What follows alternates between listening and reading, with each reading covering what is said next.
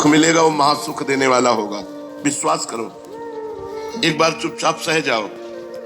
आपके साथ जो परिस्थिति है, जो शरीर की परिस्थिति है, जो समाज की परिस्थिति है, जो अर्थ की परिस्थिति, सह जाओ चुपचाप। किसी से मत कहो, अपने दुख की बात किसी को मत जनाओ। रही मन की मन व्यथा, रखिए मन में गोए, सुन इठ लई है लोग सब बांट न ले है कोई। अपने दुख की बात अपने इष्ट से कहे, दूसरे से नहीं। दूसरा क्या हमारा सहयोग करेगा? वो माया के फांसी में फंसा हुआ बंदा, वो हमको दुख रहित कर देगा क्या? तो अपने मन की बात दुख सुख के अंदर रखो, या अपने इष्ट देव से कहो। दूसरे से कहोगे तुम्हारा उपहास करेगा।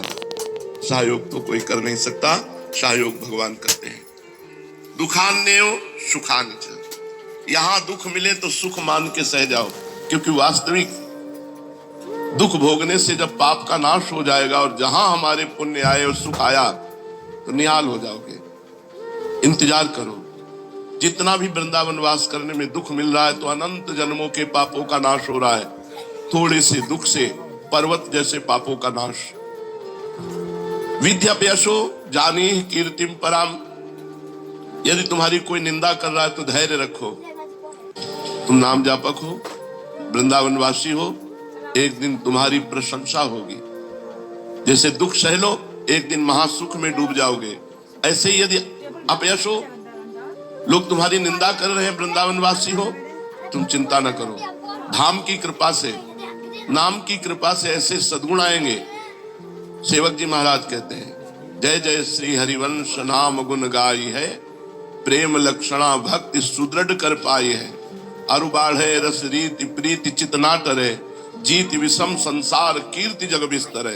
बिस्तरे सब जग विमल कीरति, साधु संगति ना टरे, बास वृंदा विपिन पावे। श्री राधिका जो कृपा करे, इसलिए डरना नहीं। कोई तुम्हारी निंदा कर रहा है, तुम निराश मत होना, चुपचाप निष्ठावान बने रहना।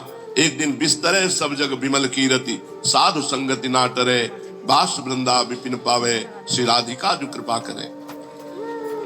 मन्ये था अधमैश्च दुष्परिभवान,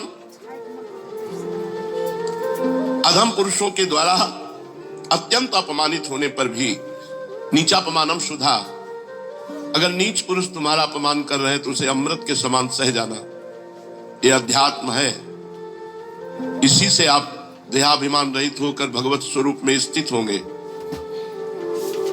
मन्यथा अधमैश्च दुष्परिभवान, अन्य विचार करके दुष्ट लोग हमें, नीच लोग हमें अपमानित करें, गाली दें, मारे, तो सम्मानवत सत्तमयी, उसे सम्मान जैसे प्राप्त होने पर हम आनंदित होकर सह जाते हैं, ऐसे अपमान को हम आनंदित होकर सह जाएं। नीचापमानम सुधा, नीच पुरुषों द्वारा किए हुए अपमान को अमृत के समान सह जाएं, तो परिणाम क्या होगा, मिलेगा क्या?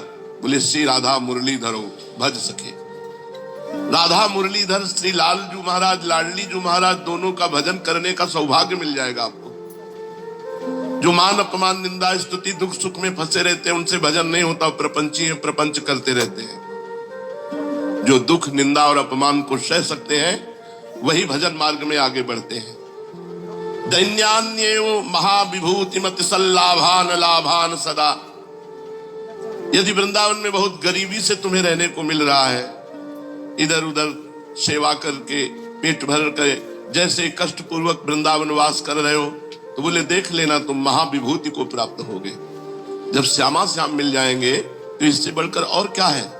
महाविभूति स्वरूप हमारे प्रभु हैं। जब प्रभु का साक्षात्कार वृंदावन करा देगा तो इससे बढ़कर और कौन सी बात रही। इसलिए अगर गरीबी है, बड़ी अव्यवस्था है, चुपचाप वृंदावन मत छोड़ना। भले हमें किसी के घर में झाड़ू लगाना पड़े, पोछा लगाना पड़े, चाकरी करनी पड़े, भले किसी की हमें सेवकाई करनी पड़े, पर हम वृंदावन नहीं छोड़ेंगे। तो एक दिन देख लेना, ये वृंदावन तुम्हें विभूतिवान बना देगा। एक बड़ी बात और कहे, पापान्यो च पुण्यमस्ति यदि ते वृंदावनम जीवनम। ये सबके लिए नहीं है, ये केवल उसके लिए है जिसने अपना जीवन वृंदावन बना लिया है। पापान्यो च पुण्यमस्ति, अस्ति माने है, उससे बनेगा पाप और परिणाम होगा पुण्य। क्यों? क्योंकि वृंदावनवासी, अखंड वृंदावनवासी, जिसने ते वृंदावनम जीवनम, जिसने अपने जीवन को वृंदावन में बना दिया, या वृंदावन जिसका जीवन है, अगर भूल से उससे पाप भी बन गया तो वो पुण्य प्रदान करने वाला बन जाएगा। ये बड़ी गजब की बात है। जैसे छोटे बच्चा से गलती हो जाती है, वो रोने लगता है, तो माँ उसे दंड नहीं देती, दुलार करती है और अच्छी अच्छी वस्तुएं खवाती है। यदि उसने पात्र तोड़ दिया, कोई गलती कर ली, अपना अहित कर लिया, बच्चा रो रहा है, तो माँ उसे दंड नहीं देती, यदि उससे गलती हुई है उसको पुचकार करके दुलार देती है। तो वृंदावन प्रभाव सुनो, अपनों ही गुण देत, जैसे बालक मलिन को मात गोद भर ले। पापान्य उच्च पुण्य मस्ती। इसीलिए वृंदावनवासी को छेड़ो मत, उसकी निंदा मत करो, उसे आज इस स्थिति में देखकर उपहास मत करो।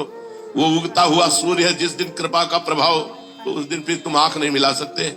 जैसे उगते हुए सूर्य को नॉर्मल मत समझो, जब अपनी चढ़ाई पे आएगा तो बड़े बड़े तेजस्वियों के तेज का हरण कर लेने की सामर्थ्य रखता है। ऐसे ही जो अखंड वृंदावनवासी है, उससे गलतियां हो रही, उसकी गलतियां मत देखो। एक दिन वो इन गलतियों को रौंद करके दिव्य सद्गुणों वाला बन जाएगा। अब आगे के श्लोक में वृंदावनवासी की सावधानता का वर्णन करते हैं कि वो कैसे रहे, रहनी कैसे रहे। ये तो वृंदावन का प्रभाव बताया, अब रहनी कैसी रहे। तो त्यक्त्वा संगम दूरतः स्त्री पिशाच्या सर्वासानां मूलमुद्धृत्य सम्यक दैवालब्धे नैव निर्वाह देहम श्रीमद वृंदा कानने जोशमासस्व। जब पिशाच लग जाता है तो केवल उसी के अनुसार बात होती है, वो अपने अनुसार बात नहीं कर सकता। पिशाच ही बुलवाएगा, पिशाच ही चिंतन करवाएगा, पिशाच ही क्रिया करवाएगा। स्त्री पिशाच्याः, यदि आप स्त्री भोग की कामना से धर्म विरुद्ध आचरण कर बैठे तो पिशाच की तरह ये स्त्री आसक्ति लग जाएगी और आपका सर्वनाश हो जाएगा। और कुछ हाथ लगने वाला नहीं, आज तक किसी के हाथ नहीं लगा। इसलिए स्त्री साधक पुरुष की तरफ देखना, पुरुष की तरफ आकर्षित होना, और पुरुष साधक स्त्री की तरफ आकर्षित होना, स्त्री की तरफ देखना बिल्कुल बंद कर दो। कुछ नहीं है, कुछ नहीं है, केवल तुम्हारी दुर्दशा है, तुम्हारा नाश होना है, इसलिए तुम आकर्षित हो रहे हो, और कुछ नहीं है। मलमूत्र के द्वार है, मांस का पिंड है, नरक का दुख है, वो भोगते नहीं बनेगा।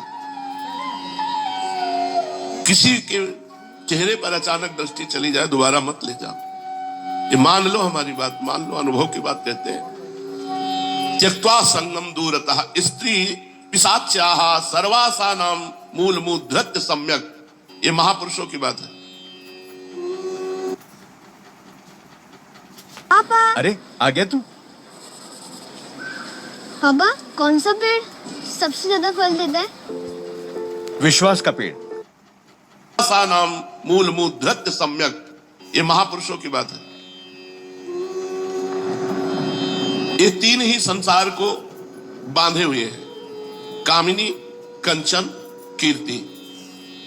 बड़े बड़े इन्हीं तीन खाइयों में गिर जाते हैं और सच्चिदानंद भगवान से मिलने का अवसर जो मानव देह में था उसे खो देते हैं। कौन सा सुख है? घृणित दुर्गंध युक्त द्वारों में सुख की संभावना। धिक्कार है हमारी मलिन बुद्धि को कि सच्चिदानंद भगवान परम पवित्र, परम शीतल आनंद प्रदान करने वाले, उनके नाम रूप लीला धाम में तृप्ति ना प्राप्त करके हम भोगों में तृप्ति प्राप्त करना चाहते हैं। हम बनते हैं साधक, हम बनते हैं उपासक, हम बनते हैं भक्त। कहाँ की भक्ति है, कहाँ की साधुता है, कहाँ की उपासना है जो अपने सच्चिदानंद भगवान के सुख को छोड़कर मलमूत्र से युक्त घृणित तिरस्कृत भोगों की तरफ हमारी बुद्धि जाए। इसलिए दूरी बना के रखो, ज्यादा ज्ञानी मत बनो कि हमारा कोई बिगाड़ नहीं सकता। शिव विरंचिका मोहई को है बपुरान, श्रृंगी की भृंगी करिडारी। जो मृगी से पैदा हुए थे, स्त्री को जानते भी नहीं थे, तो श्रृंगी की भृंगी करिडारी। भृंगी माने जैसे भृंगी कीड़ा नहीं भरभरा के आसक्त कर लेता, आसक्त हो गए। जैसे पिशाच चढ़ जाए ऐसे चढ़ जाता है। कामी ही नारी प्यारी जी, उठते बैठते चलते फिरते वही चिंतन, वही दर्शन, वही। और जैसे जैसे चिंतन करो तो चिंतन में एक सुख मिलता है, और जब क्रिया करो तो वो सुख नहीं। फिर चिंतन, फिर क्रिया, फिर चिंतन, अनंत जन्म व्यतीत हो गए यही होते। ध्यायतो विषयान पुंसान संगास्ते सुपजायते संगात संजायते कामः, कामात् क्रोधो विजायते, क्रोधात् भवति सम्मोहा, सम्मोहा स्मृति विभ्रमा, स्मृति भ्रंशात् बुद्धिनाशो, बुद्धिनाशात् प्रणश्यति। जब साधक विषयों का ध्यान करने लगता है सर्वनाश हो जाता है। डरना चाहिए। स्त्री साधक, पुरुष का ध्यान, पुरुष की क्रियाओं का ध्यान, चाहे साधक हो चाहे साधिका। अगर भगवत मार्ग में आपको सुदृढ़ चलना है तो त्यक्त्वा संगम दूरता स्त्री पिशाच्याः, पिशाचवत तुम्हारा दिमाग उसी में लग जाएगा। इसलिए दूरी बना के रहो। अगर भगवत भजन नहीं हो रहा तो भी मंगलमय धाम में पड़े हो, लेकिन कुसंग अपने जीवन को नष्ट करने वाली प्रक्रिया को तुम देखकर मुस्कुराते हो।